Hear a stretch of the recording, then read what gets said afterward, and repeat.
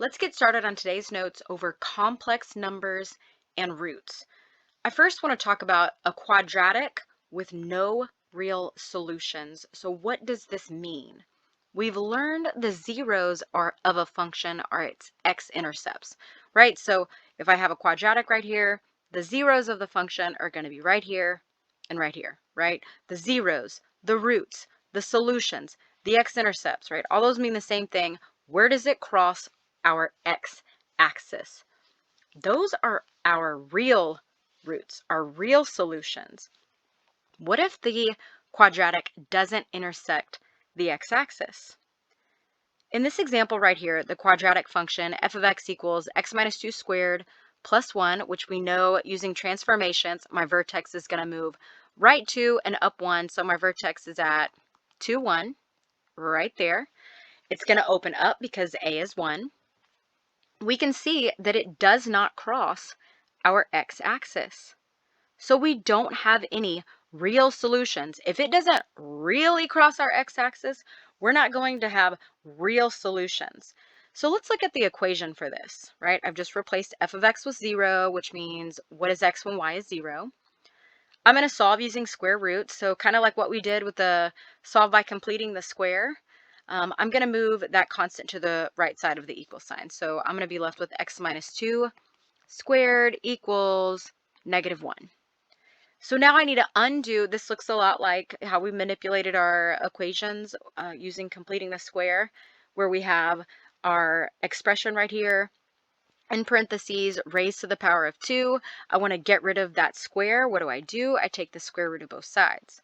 So I'm left with x minus 2 equals positive or negative square root of negative 1. But how do we take the square root of a negative number? We can't take the square root of a negative number because 1 squared is 1 and negative 1 squared is also positive 1. There's no number times itself that yields a negative number. So we can't take the square root of a negative number without using imaginary numbers. So we've actually defined the square root of negative 1 as something. And I'll get to that. But in this case, when you end up solving a problem when you have the square root of a negative number, the quadratic will have two complex solutions. So in Algebra 1, we say 0 real solutions, period, end of discussion. But in Algebra 2, we actually will work it out further and we'll have two complex solutions. So first, let's talk about what imaginary numbers are. Right here, I, or the square root of negative 1, we've defined as I. Okay, so anytime you see the square root of negative 1, that's the number I. What about I squared? If you think about it, the square root of negative 1 squared is the square root of negative 1 times the square root of negative 1, right? Those cancel out and we're just left with negative 1. So I squared equals negative, or I equals square root of negative 1 and I squared equals negative 1. The imaginary number is the number whose square is negative 1. That's what we, a definition of the imaginary number. Okay, let's use orange next. So the imaginary number is the number whose square is negative 1. If I square the square root of negative 1, I get negative 1. So let's move on. Imaginary numbers can be written in the form bi, where b is a real number and I is the imaginary unit. So let's say I have something like this, the square root of negative 9. I can rewrite this as the square root of 9 times the square root of negative 1. Can I not? Just like we did yesterday or the day before when we simplified non-perfect square roots. That's just the same thing as square root of, let me write it in this order, the square root of 9 times negative 1. I can rewrite it as the square root of 9 times the square root of negative 1. This is 3, and this is I. So the square root of negative 9 is 3i. So here's what I tell my students. Just simplify that square root or that radicand, that perfect square or non-perfect square, like you normally would, like how we've reviewed, right? You simplify it like that. But if there's a negative underneath the radical, pull an I out, okay? And you'll have an I in your answer. So like, let's look at number 1, the square root of negative 12. I know I'm going to have an I in my answer because I have a negative underneath my radical in my radicand. But I'm going to write it out for you, like how we solve it. This is a non-perfect square. I'm going to simplify this using our rules. The biggest perfect square that goes into 12 is what? 4. So I can rewrite the square root of negative 12 as the square root of 4. 4 times what? 3. So times the square root of 3 times negative square root of negative 1. I can rewrite this. So it's like I'm simplifying those non-perfect square roots, but I'm adding that square root of negative 1 in there. So now let's simplify this. The square root of 4 is 2. So now I have 2 times the square root of 3 times, what is the square root of negative 1? It's I. And then I would write it in this order. 2i times the square root of 3. And that's my answer. Let's move on to example number 2. 1/2 times the square root of negative 48. So the first thing I'm going to do is simplify the square root of negative 48. Again, I see a negative underneath that radical. I'm going to have an I in my answer. We're going to pull an I out. So what's the biggest perfect square? Let's first simplify the square root of 48. The biggest perfect square that goes into 48. 16. 16 times what? 16 times 3. So I'm going to rewrite this as the square root of 16 times the square root of 3. And because we have a negative underneath the radical, times the square root of negative 1. What is the square root of 16? It's 4. So I've got 4 times the square root of 3 times I, because the square root of negative 1 is defined as I. And now I'm going to write it in this order. 4 times I times the square root of 3. Right? That's the correct order to write it in. Now don't forget, we have a 1/2 in front. That means 1/2 times the square root of negative 48. Which means 1/2 times 4i times the square root of 3, which is 2i times the square root of 3. Let's move on to example number 3. In example number 3, the square root of negative 45. Let's simplify that first. What's the biggest perfect square that goes into 45? 9. So the square root of 9, 9 times what? 9 times 5. And don't forget times the square root of negative 1. So let's simplify this. What is the square root of 9? It's 3. So 3 times the square root of 5 times, what is the square root of negative 1? It's I. So now I'm going to write it in the correct order, which is 3i times the square root of 5. This is just like the proper way to write it, right? But don't forget, we have a coefficient out here. Coefficient of the radical, negative 4. So just like it's negative 4 times the square root of negative 45, it's negative 4 times 3i times the square root of 5. Which is what? Negative 12i times the square root of 5. Or negative 12i root 5. You might see it said like that. And it means the same thing. And let's move on to our last example on this page. 3 times the square root of negative 50. So if we, and I would encourage you to actually pause the video and try to solve it yourself or simplify it yourself, and then we'll check it. So how would I break down the square root of negative 50? The biggest perfect square that goes into 50 is 25. 25 times what? 25 times 2. And don't forget, times the square root of negative 1 because there's a negative underneath the radical. What is the square root of 25? It's 5. So 5 times the square root of 2 times, what's the square root of negative 1? It's I. And now let's write it in the correct order. 5i times the square root of 2. But don't forget, there's a coefficient of the radical. That's 3 times the square root of negative 50. So I need to multiply that down here. 3 times 5, 15i times the square root of 2, or 15i root 2. And that's my answer. Let's move on to the next page. Here we're going to work with complex numbers. So those were imaginary numbers, right? When I have an I in my expression, right? Or it's just like, it can have a coefficient. It's just like one term, right? Like a monomial, if you will. So a complex number is, and let's write that here. A complex number. What is a complex number? A complex number is any number that can be written in the form a plus bi, or bi plus a, really. But a plus bi is typically how they're written. Just make sure that it's in that order, right? Where a and b are real numbers and I is the imaginary number, -1, the square root of -1. Just make sure sometimes problems can trick you and they'll write it bi plus a. You have to know that a, the number, that's the real part. The part that has an I in it is your imaginary part. Okay, so just make sure you get that right.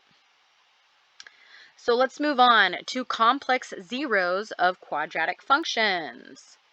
Complete the square to find the zeros of the quadratic below. So just one of the things that I like to do, or one of the things that you can do, is you're going to use the method of completing the square. Let's write this over here. The method of completing the square.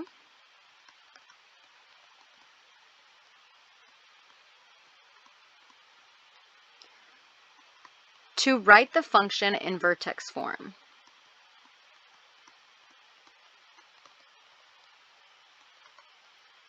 Okay, let's write that over here. So completing the square will actually convert this function in standard form to vertex form. And that's how we do that, okay? And I'm going to show you how to do that right now. So we're going to complete the square to find the zeros of the quadratic below. What I'm going to do is replace that f of x with 0, and I'm going to rewrite it like this: x squared plus 4x plus 5 equals 0. That's just how I like to write it, okay? So what's our first step? We're going to move that constant to the right side of the equal sign. So x squared plus 4x equals -5. And now we're going to add b over 2 squared to both sides. X squared plus 4x plus blank equals -5 plus blank. And if you didn't watch the video over solving quadratics by completing the square, I'll put a little link in the upper right corner of this video. Just click that link and that'll take you to the video where you will solve quadratics by completing the square. So let's move on.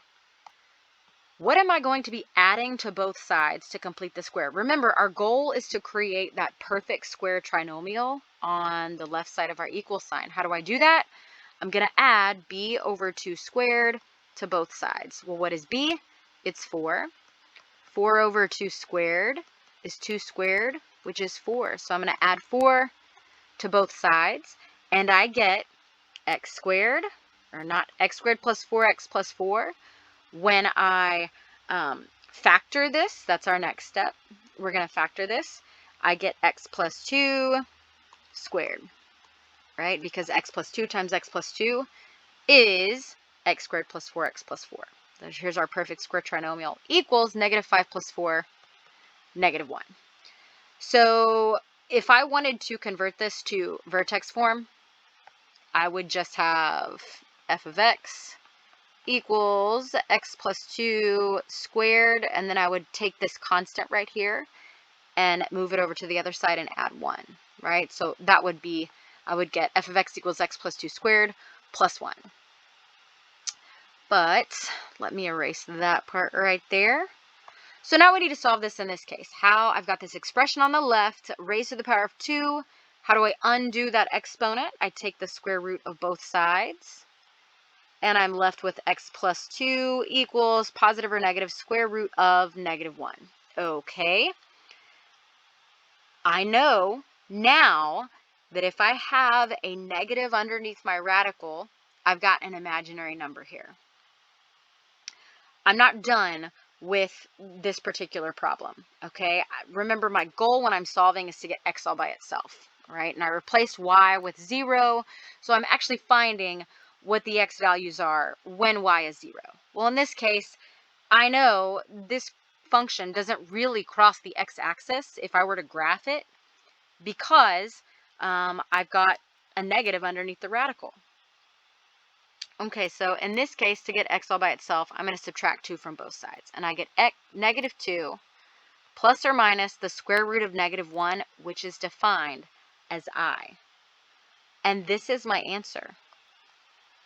This, I want to say, let's write it in this, may also be written just like this, where you have x equals -2 plus I, or x equals -2 minus I, right? There's that plus or minus. Okay, let's move on to still working with complex numbers, but that is an example of a complex zero of a quadratic function. You'll have an I, okay, in your expression, right? That's a complex solution. So I know, what is that? What do I know? I know that it's really not going to cross it's not going to really cross the x-axis. And so that my solutions are complex. So now let's go back to complex numbers, and let's learn a little bit more about complex numbers, what they are, and just how we work with them. And first I want to talk about complex conjugates. So it's just something good to know. The complex conjugate of any complex number a plus bi is a minus bi. In the example shown above, where we have this and this as our solutions, we have -2 plus I and -2 minus I. Those are complex conjugates. Their real parts are equal. The -2 is equal, and their imaginary parts are opposite. So plus I, minus I. Those are complex conjugates. So if I want to find the complex conjugate of, like, example number 6, 3 plus 4i, the complex conjugate would be 3 minus 4i, the complex conjugate would be 3 plus 4i. And number 7, this is where I just want you to be careful, because students see this and they want to say 5i plus 3. Well, no. If I wrote this with the real part here and the imaginary part here, it would look like that. The real part is going to be the same. The imaginary part is opposite. This is the complex conjugate. So just be careful when it's written like that. Okay, and let's move on to adding and subtracting complex numbers. To add or subtract, this says complex conjugates. It's just to add or subtract complex numbers. That's what that should say. To add or subtract complex numbers, combine like terms, combine the real parts and the imaginary parts separately.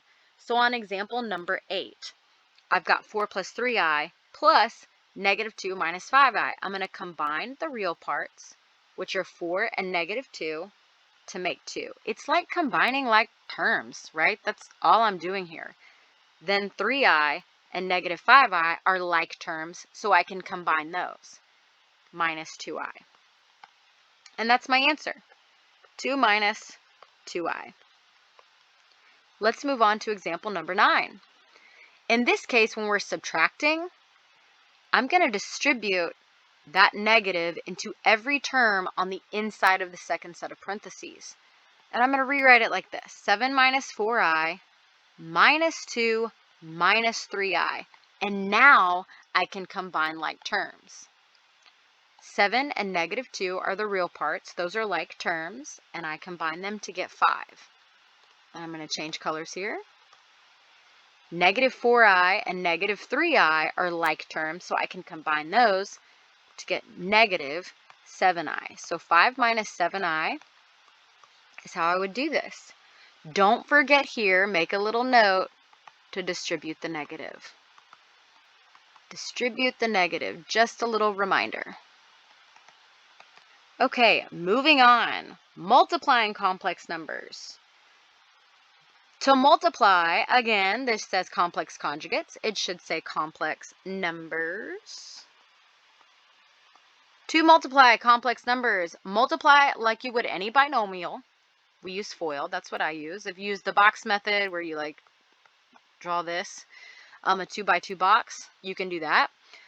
But you're going to treat I like a variable. Just remember, I times I is I squared, which is -1. Okay? Oh my gosh, add or subtract the following numbers. This should say multiply. Goodness gracious, I will fix it. So your handout, if you're looking at one, will be fixed by the time you see it. So on example number 10, which I believe these are our last two examples, we're going to FOIL this. So I'm going to multiply, this is 4 times 3i, or 4 plus 3i times negative 2 plus 9i. I'm going to multiply the first terms, which are 4 times negative 2, to get negative 8.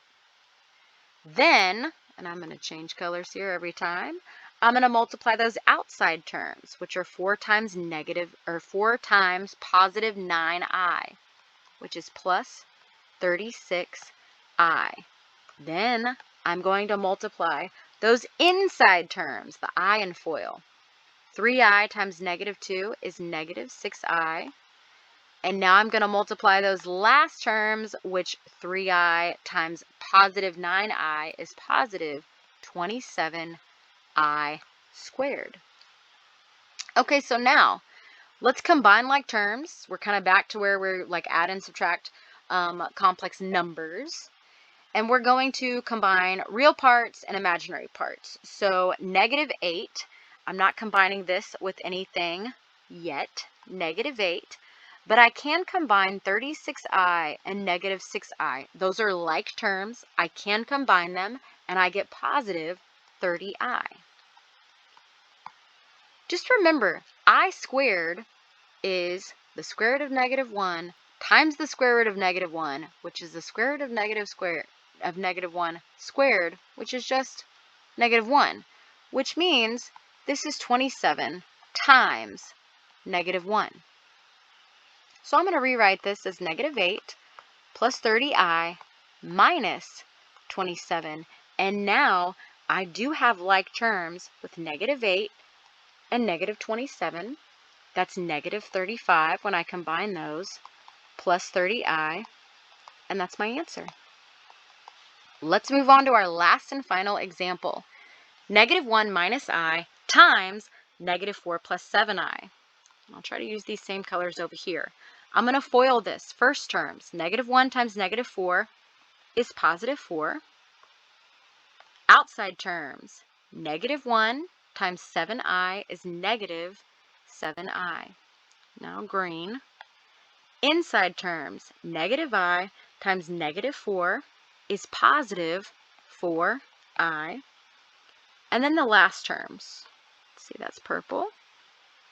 I times positive 7i, or negative I, I'm sorry, times positive 7i is negative 7i squared. So now, and I'm going to use a different color for this side. Now let's combine like terms. So I can't combine anything with 4. Negative 7i and positive 4i are like terms, so I can combine those. When I do, I get negative 3i. And then remember, I squared is negative 1, so that's minus 7 times negative 1. So if I rewrite this, oh, it's kind of going slow here now. That's plus 7, right? Negative 7 times negative 1 is positive 7. Now I can again identify these two terms as like terms. 4 plus 7 is 11 minus 3i. And that's my answer. Oh my gosh, it's kind of messing up on me at the end. Minus 3i. And that concludes your notes over, it's kind of messing up on me here. There's your answer. Oh my gosh. We'll just leave it at that. I won't go any further because I don't want it to mess up. That concludes your notes over complex numbers and roots. I hope it was helpful.